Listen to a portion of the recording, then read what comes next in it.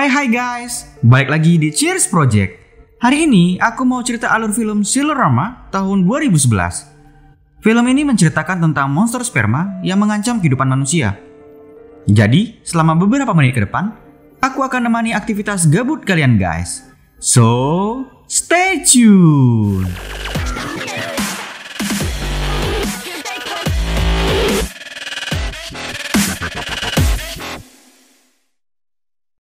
Di film Silorama ada 4 segmen cerita, yaitu Whatzilla tentang monster sperma, kemudian I Was a Teenage Werebear tentang manusia beruang, kemudian The Diary of Anna Frank tentang Hitler yang buat monster Frankenstein, dan terakhir Dedication tentang kotoran manusia.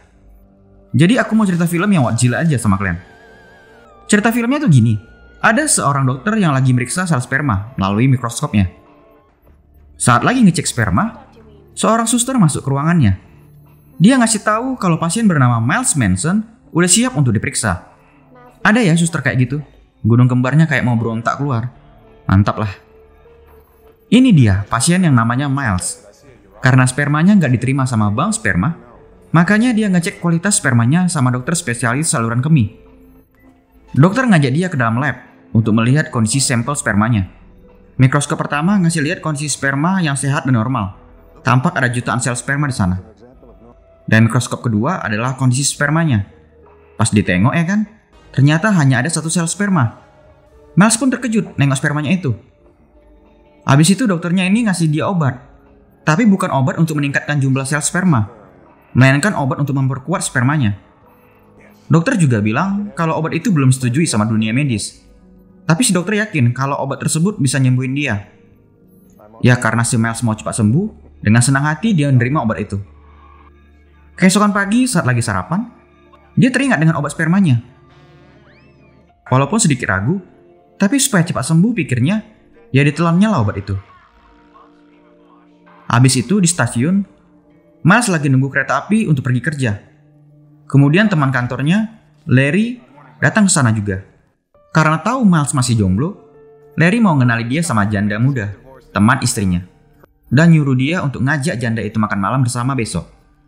Awalnya si Miles nggak mau, karena dia belum bisa move on. Tapi karena si Larry meyakini kalau dia adalah janda yang cantik dan baik, akhirnya Miles pun setuju. Kereta api pun datang, dan mereka telah di dalam. Tiba-tiba aja, masuk ke gerbong mereka seorang cewek cantik. Pas pula duduknya di samping si Miles. Rupanya si cewek ini lagi mau ngerokok. Dengan sigap, si Miles langsung nawari mancis sama dia. Pas lagi nyodorin api, tertengok si Miles belahan gunung kembar cewek itu. Dan tiba-tiba aja ya kan, dia ngerasa kesakitan dengan burungnya. Seakan-akan kayak ada yang mau berontak keluar. Dia ngasih tahu sama Larry tentang kesakitan burungnya. Tapi Larry mengira kalau hal itu karena Miles nggak sengaja ngedudukin telurnya. Dan akhirnya Miles bisa bertahan dengan kesakitan burungnya itu. Saat Miles mau ngasih api lagi, rupanya cewek tadi udah pindah tempat duduk. Dan dia pun gagal PDKT. Ketika udah di kantor, Miles lagi ngikutin rapat perusahaan.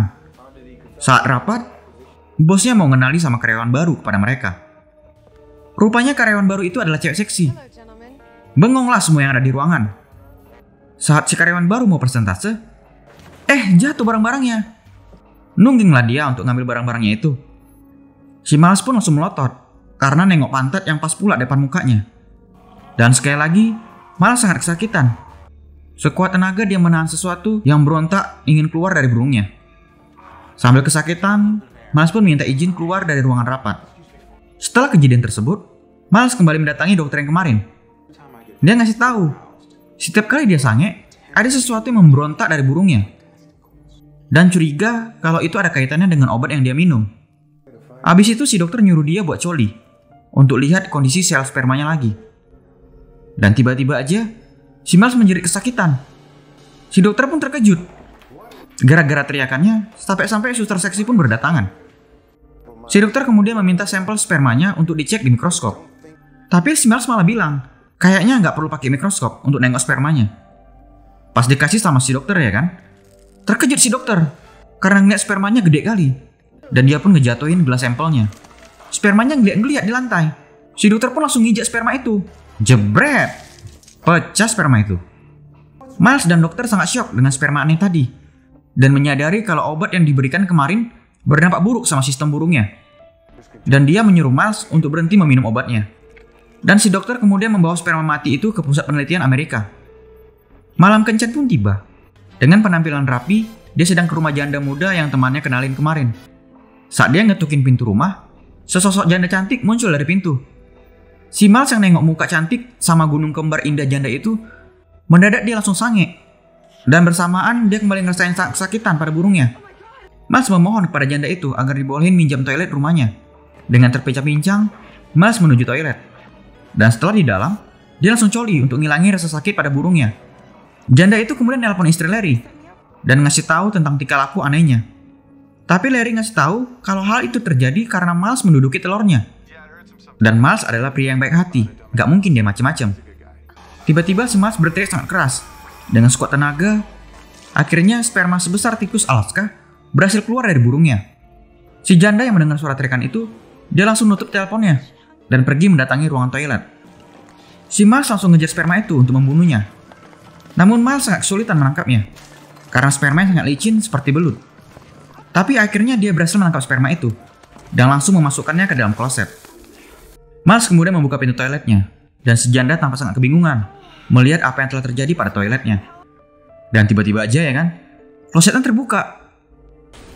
Dan ternyata sperma tadi udah berubah menjadi monster yang mengerikan. Mereka berdua berlari ketakutan karena monster sperma yang datang mengejar. Mendadak si janda terjatuh. Si monster sperma dengan insting kuatnya langsung menuju ke terowongan Casablanca janda itu. Kemudian si Miles langsung bergegas menarik monster sperma. Dan dia bergulat dengan monster itu. Dengan sekuat tenaga, Miles kemudian mencampakkan monster sperma keluar dari jendela.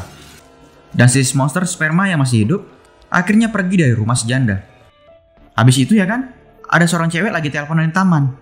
Dan dia juga lagi sama anjingnya. Ternyata si monster sperma ada di sana. Dan dengan cepat si monster langsung memakan anjing itu. Si cewek heran, karena anjingnya nggak ada lagi di tali pengikat. Dia kemudian mematikan telepon dan mencari anjingnya di semak-semak. Tiba-tiba aja muncul si monster sperma. Jebret! Kepala si cewek itu pun putus dimakan. Habis itu ada seorang gepeng yang lagi makan makanan sisa. Pas dia lagi nikmati makanannya, tiba-tiba aja dia dikejutkan sama suara dari tong sampah. Pas mau dibuka, ternyata itu adalah teman gepengnya, yaitu si nenek Insidious. Si nenek sedang kelaparan, dan dia minta sedikit makanan kepadanya. Tapi si gepeng mau kasih makanan kalau si nenek mau coliin dia. Rupanya, si monster sperma yang sudah berukuran raksasa ada di belakang si gepeng. Dengan cepat, si gepeng pun dimakan sama monster sperma itu. Dan si nenek Insidious pun juga ikut dimakan dengan lahap. Ternyata si Miles dan si janda lagi jalan bareng. Tapi mendadak mereka berhenti. Karena melihat berita tentang makhluk seperti kecebong raksasa sedang menghancurkan kota. Dan banyak orang telah bermatian dibuatnya. Mereka pun pergi untuk menyelamatkan diri. Rupanya monster sperma sudah berukuran sebesar seperti Godzilla. Dengan cepat, kota New York hancur diserang sama Spermazilla. Angkatan militer pun gak sanggup ngalahinnya. Bahkan udah disemprotkan sama spermasida juga gak mempan. Si dokter bilang kalau Spermazilla mengamuk karena lagi nyari sel telur untuk dibuahin. Dan ternyata emang benar. Si Spermazilla berenang menuju patung Liberty. Dia ngira kalau itu adalah cewek raksasa yang lagi pakai rok. Kemudian angkatan militer membawa kondom raksasa untuk nutupin patung itu, supaya terhindar dari lendir Spermazilla. Tapi percuma aja, kondomnya malah koyak karena obor tajam patung Liberty. Si Spermazilla dengan cepat langsung menggesek-gesek badannya ke patung Liberty. Saat Spermazilla lagi enak kayak gituan, Jenderal Bukaki menelpon angkatan udara untuk menghancurkan Spermazilla. Angkatan udara pun datang dan menyerang Spermazilla dengan bom torpedo. Buam! Meledaklah Spermazilla. Ledakan itu muncrat ke seluruh kota New York. Semua orang di sana terkena ledakan cairan Spermazilla. Miles meminta maaf pada si janda akibat ulah spermanya itu. Tapi si janda tidak mempermasalahkannya, karena toh cairan itu bagus untuk kulit katanya. Saat si janda mau cipuk bibir Miles, si Miles malah ngasih pipinya. Ya kesal si janda. Dan akhirnya si Miles pun memberanikan diri untuk mencipuk bibir si janda. Tapi tiba-tiba aja ya kan, si Miles merasakan kesakitan lagi sama burungnya. Mereka pun semua panik, ketakutan kalau Spermazilla akan muncul lagi. Dan akhirnya film pun tamat. Oke guys, demikian alur cerita film Sillerama tahun 2011. Janganlah sering-sering senam jari agar monster lendir tidak muncul ke dunia. Dukung channel Cheers Project agar lebih berkembang ke depannya. Terima kasih and cheers!